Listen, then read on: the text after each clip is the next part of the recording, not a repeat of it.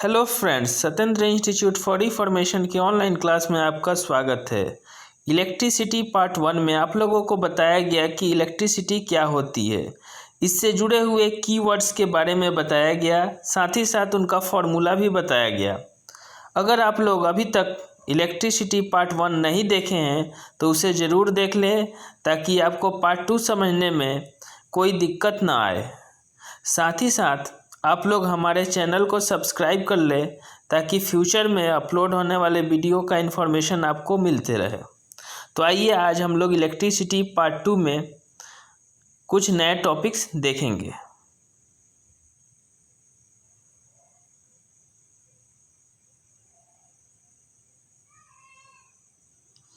Coulomb's law.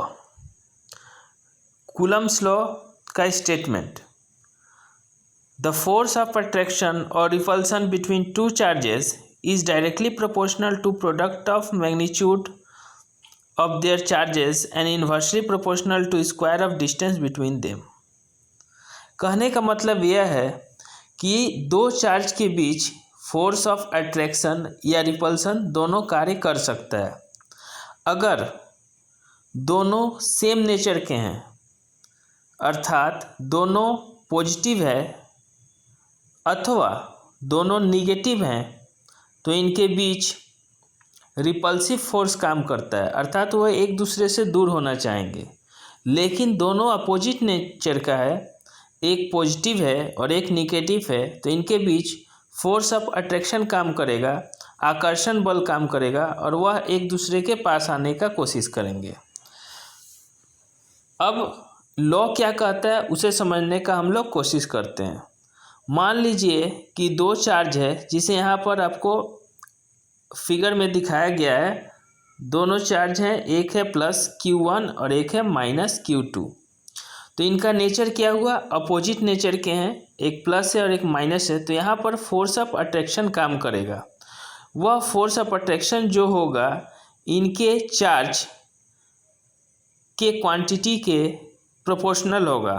कहने का मतलब है जो फोर्स ऑफ अट्रैक्शन होगा वह Q1 और Q2 के प्रोडक्ट के प्रोपोर्शनल होगा डायरेक्टली, लेकिन इनके बीच का जो डिस्टेंस है R, उसके वह इन्वर्सली प्रोपोर्शनल होगा, जिसे कंबाइंड फॉर्म में यहाँ पर दिखाया गया।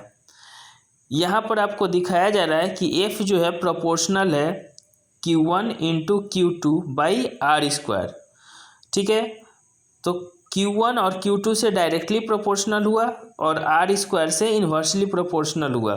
कहने का मतलब है कि अगर चार्ज के अमाउंट को बढ़ाया जाए तो फोर्स भी बढ़ेगा, लेकिन इनके बीच के डिस्टेंस को बढ़ाने से फोर्स घटेगा। कितना घटेगा? R² के फॉर्म में घटेगा, अर्थात डिस्टेंस को अगर हम लोग 2 यूनिट कर दें तो फोर्स जो होगा 1/4 हो जाएगा। डिस्टेंस को अगर हम लोग 4 कर दें तो फोर्स जो है 1/16 हो जाएगा। हम लोग जानते हैं कि फिजिक्स में जितने भी लॉ होते हैं किसी में इक्वलिटी नहीं होता है, अर्थात इक्वल का रिलेशन नहीं होता है। जैसे कि यहाँ भी इक्वल का रिलेशन नहीं है, प्रोपोर्शनल का रिलेशन है। तो जितने भी लॉ होते हैं वो प्रोपोर्शनल के रिलेशन से जुड़े होते हैं। बाद में एक कांस्टेंट से उनको एडजस्ट करके इक्वल बनाया जाता है।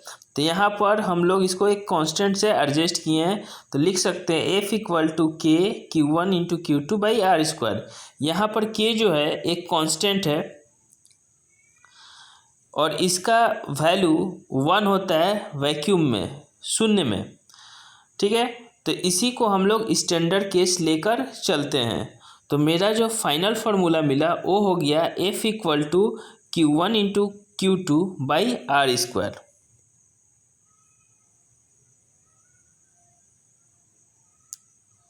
Ohms law. तो सबसे पहले ओम्स लॉ के स्टेटमेंट को जाने। At a constant temperature the current flowing through the circuit is directly proportional to the potential difference applied across the end of conductor।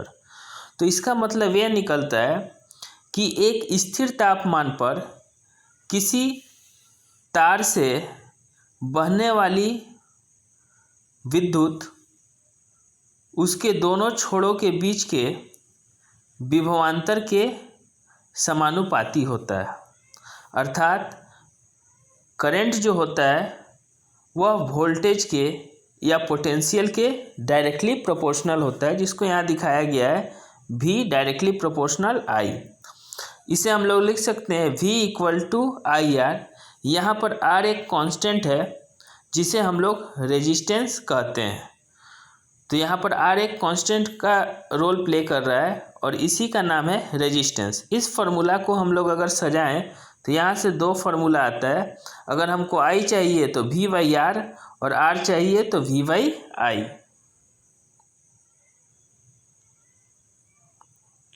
Factors affecting resistance. Resistance को प्रभावित करने वाले कौन कौन से कारक हैं? तो नंबर 1, मटेरियल ऑफ वायर। किसी भी वायर का रेजिस्टेंस उसके मटेरियल पर डिपेंड करता है। कहने का मतलब है कि एल्युमिनियम वायर का रेजिस्टेंस अलग होगा, कॉपर वायर का अलग होगा और सिल्वर वायर का अलग होगा। Second, temperature. Temperature of wire जो होता है उस पर उसका भी प्रभाव उसके रेजिस्टेंस पर बढ़ता है। अगर कोई मेटल है तो उसका तापमान बढ़ने से रेजिस्टेंस बढ़ जाता है और तापमान घटने से रेजिस्टेंस घट जाता है। तो मेटल का रेजिस्टेंस डायरेक्टली प्रोपोर्शनल होता है उसके टेम्परेचर के। लेकिन एलॉय में यह कंडीशन उल्टा होता है। मिश्र धातु में यह कंडीशन उल्टा होता है। एलॉय के केस में टेम्परेचर बढ़ने से रेजिस्टेंस घट जाता है और टेम्परेचर घटने से रेजिस्टेंस बढ़ जाता है। Length of wire.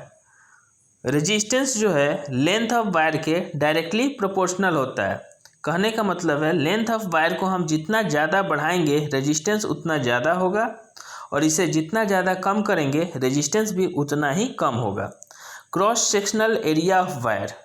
Cross sectional area से आप लोग समझिए, यहाँ फिगर में देखिए, ये जो एरिया होता है किनारे से जो आपको यहाँ पर दिखाया गया है इसे ही हम लोग क्रॉस सेक्शनल एरिया कहते हैं।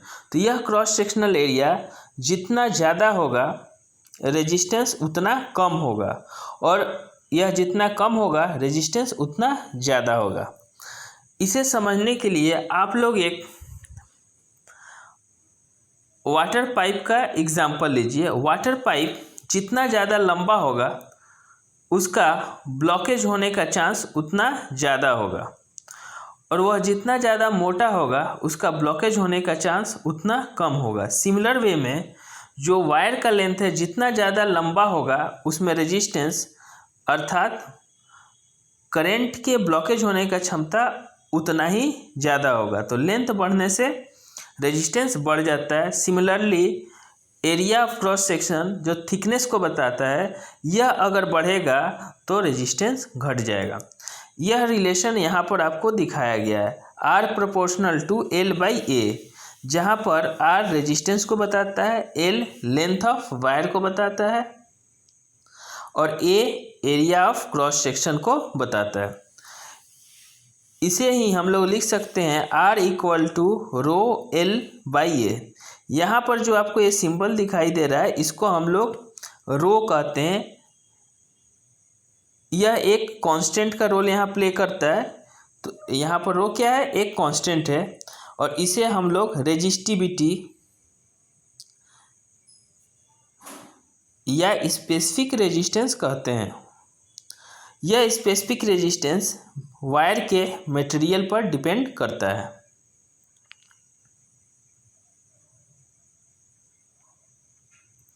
Resistance in series. Series connection को समझने का कोशिश करें। मान लीजिए एक से ज़्यादा रेजिस्टेंस आपस में एक सीरीज में कनेक्टेड है। सीरीज कनेक्शन का मतलब हुआ वह एक के बाद एक इंड टू इंड कनेक्टेड है, जैसा कि यहाँ पर फिगर में आपको दिखाया गया है। अब इनका अगर हम लोग इक्विवेलेंट रेजिस्टेंस या समतुल्य रेजिस्टेंस निकालने का प्रयास करें जिसे हम लोग R लेते हैं तो यह क्या होगा, तो ये होगा तीनों के योग के बराबर, sum of three resistance R1 plus R2 plus R3। अगर तीनों को जोड़ दिया जाए तो यही जो है इस सर्किट का टोटल रेजिस्टेंस का काम करेगा। रेजिस्टेंस इन पैरेलल, समानांतर श्रेणी। अगर रेजिस्टेंस को एक दूसरे के नीचे लगाया जाए, जैसे कि यहाँ पर फिगर में दिखाया गया है, एक के नीचे दूसरा, दूसरा के नीचे तीसरा, तो इसे हम लोग पैरेलल कहते हैं। यहाँ पर जो इक्विवेलेंट रेजिस्टेंस होता है आर, उसका अगर हम लोग उल्टा रेसिप्रोकल ले लें तो वह होता है हर एक रेजिस्टेंस के रेसिप्रोकल के योग के बराबर। तो यहाँ 1/r इक्वल टू होगा 1/r1, 1/r2, 1/r3। लास्ट में अगर हम लोग r चाहिए तो हमको तीनों का वैल्यू लेके उल्टा कर लेंगे, तो क्या होगा 1/r1, 1/r2 और 1/r3, इन तीनों को जोड़ के उसका उल्टा।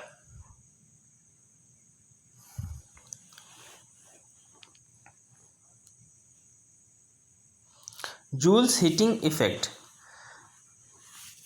जूल्स हीटिंग इफेक्ट यह बताता है कि अगर किसी वायर से करंट फ्लो करता है तो उससे हीट जनरेट होता है, इसे ही जूल हीटिंग इफेक्ट कहते हैं। तो यहाँ पर जो हीट जनरेट होगा वह हीट होगा I²RT के बराबर। तो यहाँ heat equal to I²RT। H heat को बताता है, I करंट को बताता है, R रेजिस्टेंस को बताता है, T टेम्परेचर को। तो कहने का मतलब है कि अगर किसी वायर से I करंट फ्लो करता है और वायर का रेजिस्टेंस R है और टेम्परेचर T है, तो वहाँ से जनरेट होने वाला हीट वह इक्वल टू हो जाएगा I²RT।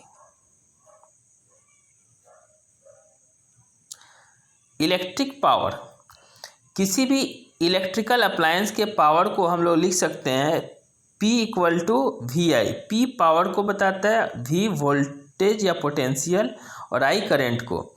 यहाँ पर अगर हम लोग I का वैल्यू पुट कर दें, I इक्वल टू V/R, तो यह फॉर्मूला हो जाएगा V²R। यहाँ पर जो इलेक्ट्रिकल पावर है उसका जो SI यूनिट होता है वो क्या होता है, वाट होता है। इसको अगर हम लोग किलोवाट में कन्वर्ट करें तो यह 1000 वाट के बराबर होता है, और मेगावाट जो होता है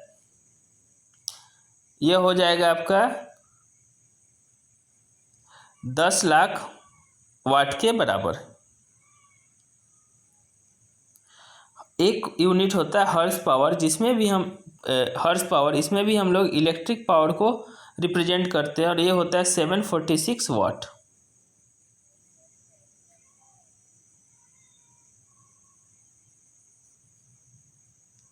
तो इस प्रकार से आप लोगों ने इलेक्ट्रिसिटी चैप्टर के बेसिक्स को समझा, साथ ही साथ इसके सारे फॉर्मूला को आपको एक्सप्लेन किया गया। तो इस प्रकार नेक्स्ट क्लास में आप लोगों को इससे जुड़े हुए न्यूमेरिकल्स सॉल्व कराए जाएंगे और कुछ इम्पोर्टेंट क्वेश्चन भी बताए जाएंगे। अगर आप लोग अभी तक हमारे चैनल को सब्सक्राइब नहीं किए हैं तो इसे सब्सक्राइब कर लें, साथ ही साथ बेल आइकन को भी क्लिक कर दें, ताकि फ्यूचर में अपलोड होने वाले सारे वीडियो का आपका इन्फॉर्मेशन मिलते रहे। धन्यवाद।